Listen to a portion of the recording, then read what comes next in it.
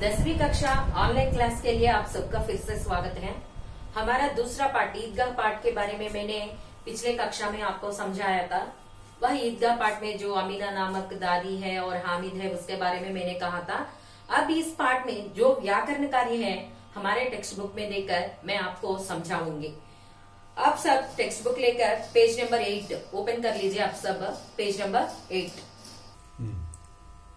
Page number 8 आप सब open कर लीजिए। और आपके पास पेंसिल है तो जहां आप जिस शब्द आपको समझ में नहीं आती है लिख लीजिए। यहाँ देखिए अर्थग्राह्यता प्रतिक्रिया, अर्थग्राह्यता प्रतिक्रिया। यहाँ देखिए आ कॉलम में देखिए यहाँ प्रश्नों के उत्तर दीजिए।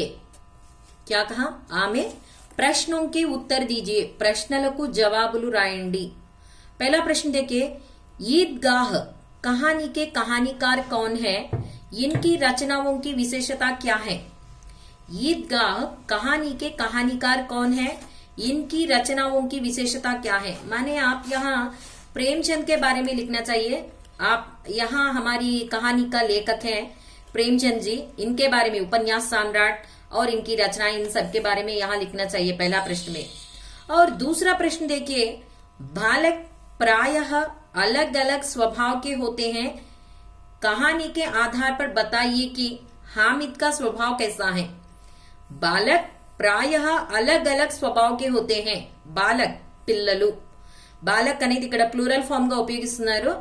బాలక్ ప్రాయః, ప్రాయః అంటే దాదాపుగా अलग अलग స్వభావ के భిన్న స్వభావాలతో ఉంటారు। అందరూ ఒకటే స్వభావంతో ఉండరు, ఒక్కొక్కళ్ళు ఒక్కొక్క స్వభావంతో ఉంటారు।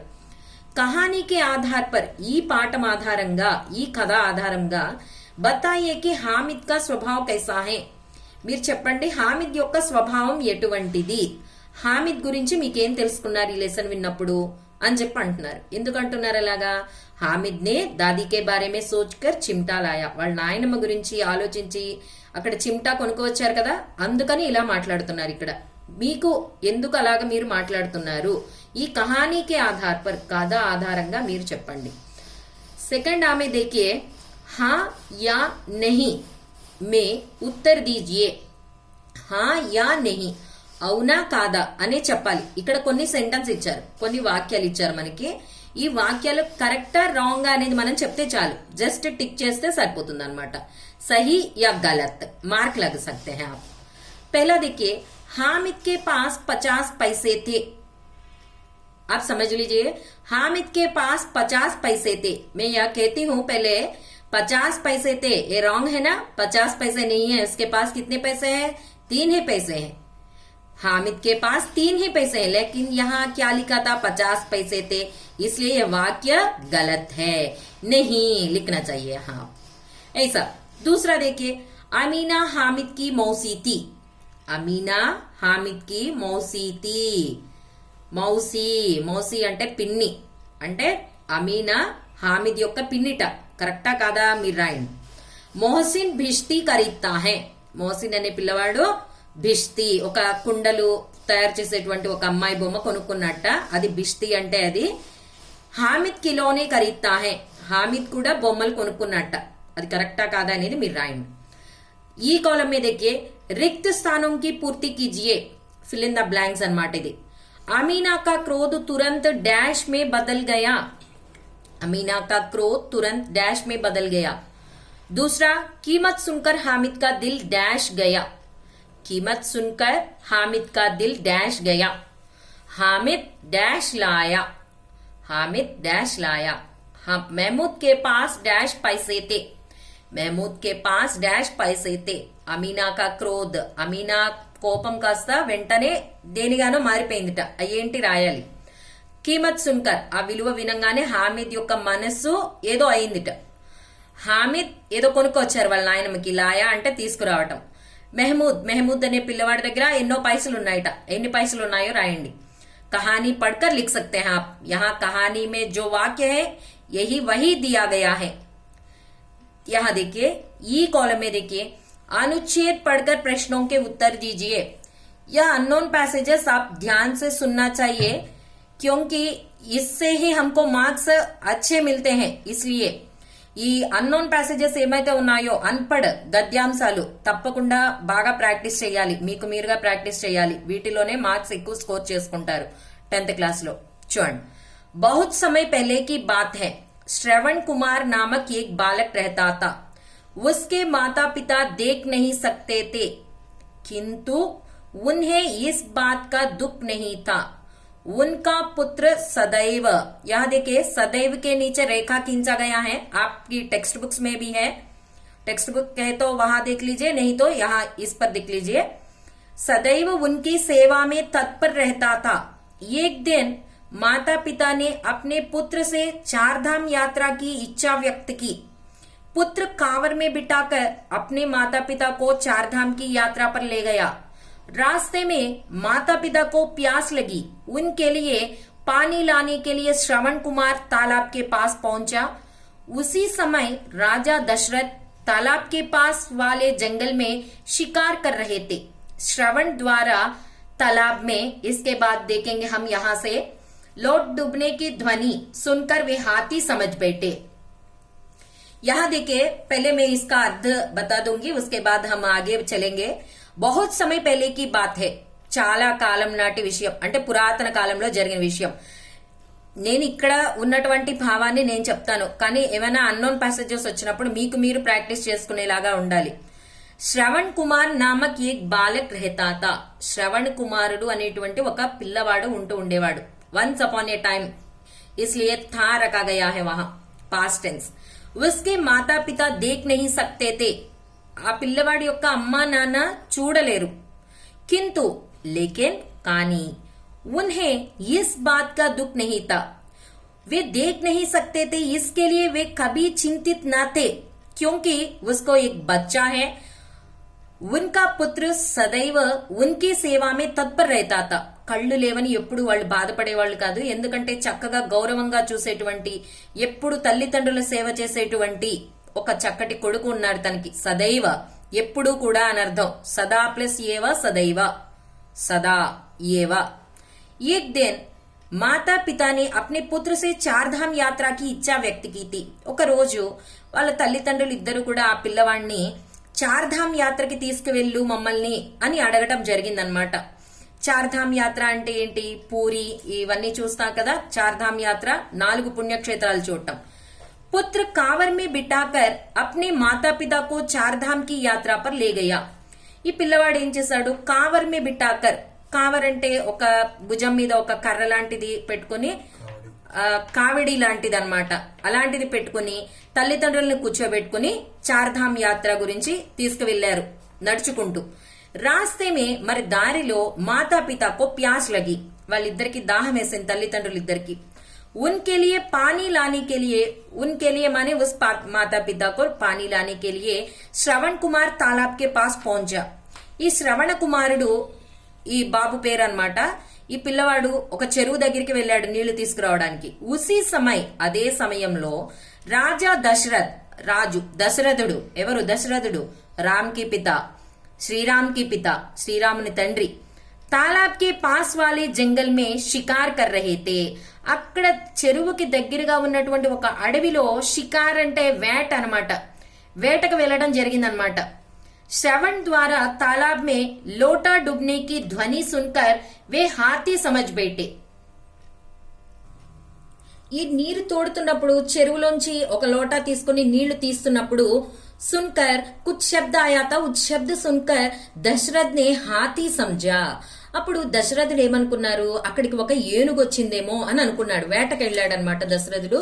ఆ నీటి శబ్దం విని, పిల్లవాడు నీరు ముంచుకుంటుంటే ఆ శబ్దం విని వెంటనే అది ఏనుగేమో అనుకుని చూసుకోకుండా అనమాట హాతీ అనుకున్నారు. శబ్దభేది బాణ్ చలాదియా. శబ్దభేది అనేటువంటి ఒక బాణం పేరు అనమాట. ఈ బాణాన్ని వదలటం జరిగింది. ఆ దాని మీదకి, ఆ సౌండ్ వచ్చిన ప్లేస్ లో, ఆ శబ్దం వచ్చిన ప్లేస్ లో ఒక బాణాన్ని వదిలారు. इस बाण से శ్రవణ్ పరలోక్ సిద్ధార్ గయా పరలోక్ సిద్ధారణ మర్ జానా చనిపోయాడు. ఆ బాణం వెంటనే ఆ పిల్లవాడికి గుచ్చుకునేసరికి వెంటనే ఆ పిల్లవాడు చనిపోయాడు. మాతాపితాకి సేవామే తల్లిదండ్రుల యొక్క సేవలో ఆ జీవితాంతము కూడా ఆగే రహనే వాలా ముందు ఉన్నటువంటి ఆ చక్కటి పిల్లవాడు శ్రవణ్ ఇతిహాస్ మే సదైవ అమర్ రహేగా మన చరిత్రలో ఎప్పటికీ నిలిచి ఉండేటువంటి ఒక చక్కటి అమరుడిగా నిలిచి ఉంటాడు, ఎప్పటికీ మరిచిపోలేమో పురాణాల ప్రకారము అని చెప్పి చెప్తున్నారనమాట. ఇక్కడ ప్రశ్నలు ఇచ్చారు కొన్ని చూడండి. 4 प्रश्न दिए गए हैं. पहला प्रश्न देखिए, माता पिता की सेवा में कौन तत्परता. आप लिख सकते हैं इसका जवाब, आप लिख लीजिए. माता पिता की सेवा में कौन तत्परता. कौन माने ఎవరు, హూ ఎవరు తల్లిదండ్రులు సేవ చేశారు. दूसरा प्रश्न देखिए, श्रवण कुमार के बारे में आप क्या जानते हैं. श्रवण कुमार గురించి మీకేం అర్థమైంది దీన్ని బట్టి. रेखांकित शब्द का संधि विच्छेद कीजिए. यहाँ हमने सदैव या एक शब्द देखा था ना, मैंने कहा था सदा प्लस ये व उस शब्द लिखना चाहिए. अनुच्छेद के लिए उचित शीर्षक दीजिए. शीर्षक माने टाइटल, इसका नाम आप दी सकते हैं. यहाँ इस अनुच्छेद के लिए एक उचित शीर्षक दीजिए, एक नाम रख लीजिए एक शीर्षक के लिए, इस अनुच्छेद के लिए. और यहाँ देखिए अभिव्यक्ति सृजनात्मकता. आ कॉलम में देखिए, इन प्रश्नों के उत्तर 3-4 पंक्तियों में लिखिए. हामिद के स्थान पर आप होते तो क्या करीते और क्यों. हामिद స్థానంలో మీరు ఉంటే ఏం కొంటారు, ఎందుకు. दूसरा प्रश्न, अपने दादी के प्रति हामिद की भावनाएं कैसी थी. अपनी శబ్దం में लिखिए. వాళ్ళ నాయనమ్మ ఎడల ఆ పిల్లవాడి యొక్క ఆలోచనలు ఏమిటి మీ మాటల్లో రాయండి. दूसरा में देखिए, ईदगाह कहानी का सारांश अपने शब्दों में लिखिए. ईदगाह कहानी मी माटल्लो रायंडी, लिखने की कोशिश कीजिए. ये कॉलम में देखिए, हामिद और उसके मित्रों के बीच हुई बातचीत की किसी एक घटना को संवाद के रूप में लिखिए. వాళ్ళ ఫ్రెండ్స్ హామిద్ యొక్క స్నేహితులు ఇద్దరు మాట్లాడుకున్న మాటల్ని ఏదైనా ఒక సంఘటనని ఒక సంవాద్ అంటే ఏంటంటే కాన్వర్జేషన్ లాగా రాయండి అని అంటున్నారు. ఈ बड़े बुजुर्गों के प्रति आदर श्रद्धा और स्नेह भावनाओं का महत्व अपने शब्दों में दीजिए. బడే బుజుర్గోం కే ప్రతి పెద్దవాళ్ళ ఎడల ముసలివాడి ఎడల మనం గౌరవంగా ఉండాలి, శ్రద్ధగా ఉండాలి, స్నేహంగా ఉండాలి. వీటి మీద మీ యొక్క అభిప్రాయాలు మీ మాటల్లో రాయండి అంటున్నారు ఇక్కడ. अब भाषा की बात देखिए, ग्रामर. आ कॉलम में देखिए, कोष्टक में दी गई सूचना पढ़िए और उसके अनुसार कीजिए. కోస్టక్ అంటే ఇక్కడ బ్రాకెట్ అన్నమాట. ఇలా బ్రాకెట్ ఇచ్చారు కదా, ఈ బ్రాకెట్ లో ఉన్నటువంటివి చదవండి, ఏం చేయమన్నారో దాని ప్రకారంగా చెయ్యండి అంటున్నారు. पहला देखिए, ईद कमा प्रभात कमा वृक्ष. एक एक शब्द का वाक्य प्रयोग कीजिए, उसके पर्याय शब्द लिखिए. पर्याय शब्द पहला पार्ट में हमने कुछ शब्द सीखा था. पर्याय शब्द माने एक ही जैसे अर्थ देने वाले शब्द, ఒకే రకంగా అర్థాన్ని ఇచ్చేటువంటి శబ్దాలు పర్యాయ శబ్దాలు. ఈద్ అంటే ఏంటి రాయాలి, సేమ్ అదే మీనింగ్ ఉండేటువంటిది రాయాలన్నమాట. ఈద్, త్యోహార్, రంజాన్ ఇలా రాసుకోవచ్చు. ప్రభాత్ అంటే ఏంటి, సుబహ అన్నమాట. వృక్ష అంటే ఏంటి, పేడ్, దరు, వృక్ష, పాదప్, దరక్త్ అని కూడా అనొచ్చు వృక్షని. ఇలా పర్యాయ శబ్దాలు రాయాలి ఇక్కడ. ఓన్ సెంటెన్స్ ప్రిపేర్ చేయాలి. दूसरा देखिए, अपराधी प्रसन्न. एक एक शब्द का विलोम शब्द लिखिए. विलोम शब्द माने ऑपोजिट वर्ड्स और उससे वाक्य प्रयोग कीजिए. विलोम शब्दाలు రాయాలి. अपराधी, निरपराधी, अपराधी, निरपराधी, प्रसन्न, अप्रसन्न, ऐसे आप लिखना चाहिए. तीसरा देखिए, मिठाई, चिमटा, सड़क. एक एक शब्द का वचन बदलिए और వాక్య ప్రయోగ్ కీజియే. మిఠాయి స్వీట్స్ అన్నమాట. చిమ్టా అంటే అట్లు తీసుకునేటువంటిది ఒకటి అని చెప్పాం కదా, ఏ కౌజర్. సడక్ అంటే రాస్తా, మార్గ్ అన్నమాట. మీరు రాయాలి వీటికి మీనింగ్స్ ఏమేమి ఉంటాయి అనేది, ఆపోజిట్ వచన్ రాయాలన్నమాట ఇక్కడ వచ్చేసరికి.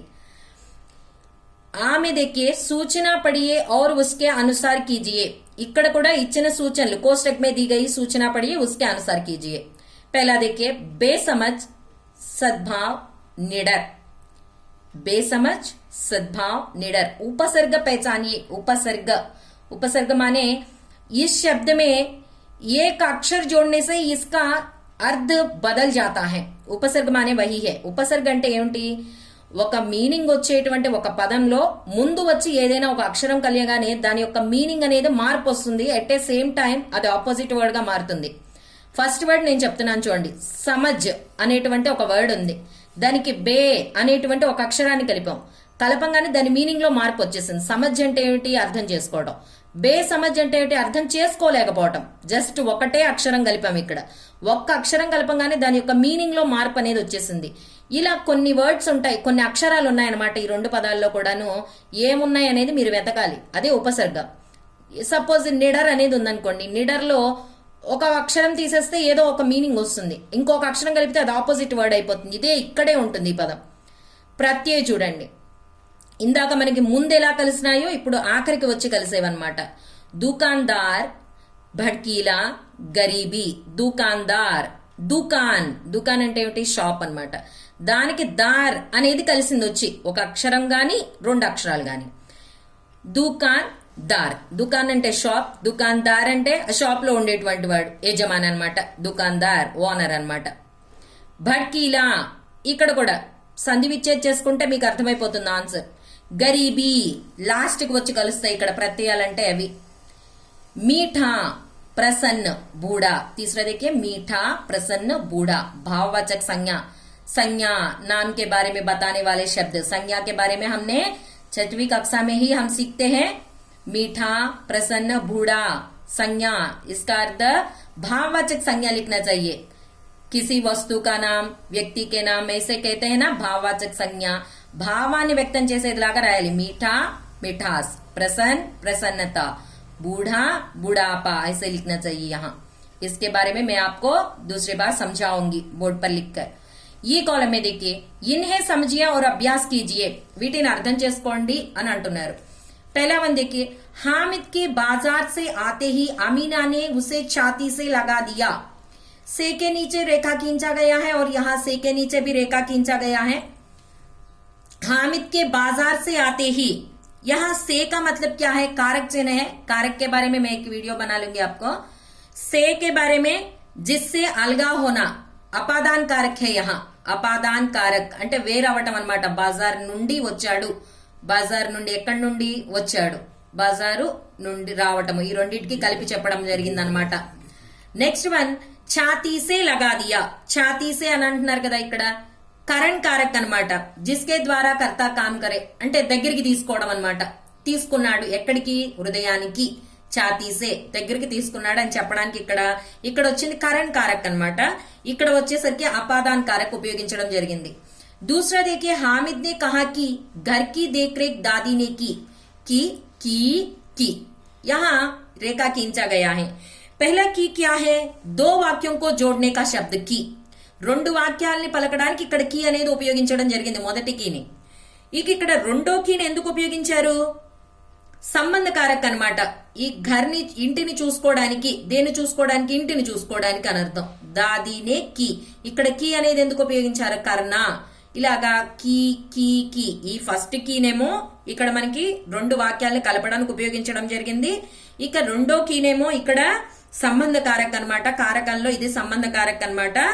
తీసరా కీ కర్ణ, క్రియా రూపంలో ఇక్కడ చూపించడం జరిగింది. కారక శబ్దాల గురించి కూడా మనం ఒకసారి చెప్పుకుందాం. ఈ అనే కాలంలో చూడండి, पहला वन, नीचा दिया गया उदाहरण समझाइए, उसके आधार पर दिए गए वाक्य बदलिए. ఈ కింద ఇచ్చిన వాక్యాలు చూడండి, వీటి ఆధారంగా మీరు సెంటెన్స్ తయారు చేయండి. రంజాన్ కే పూరే 30 రోజోं के बाद ईद, ఇక్కడ వరకు ఆపేశారు. ఇక్కడ చూడండి, आई, आई है, आई थी, आई होगी, आ रही थी. మీరు ఎలా రాయాలి ఈ సెంటెన్స్ ని, రంజాన్ కే పూరే 30 రోజోं के बाद ईद आई. मल्ली रमजान के पूरे 30 रोजों के बाद ईद आई है.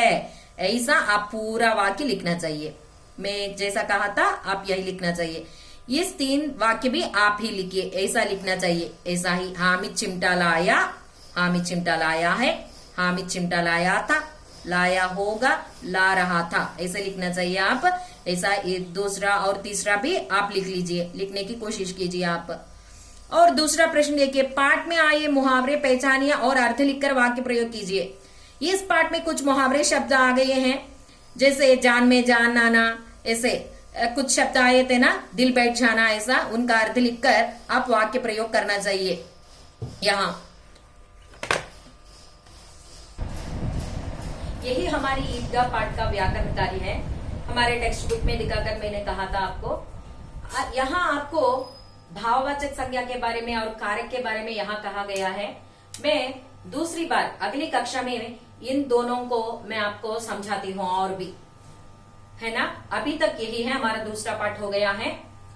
धन्यवाद।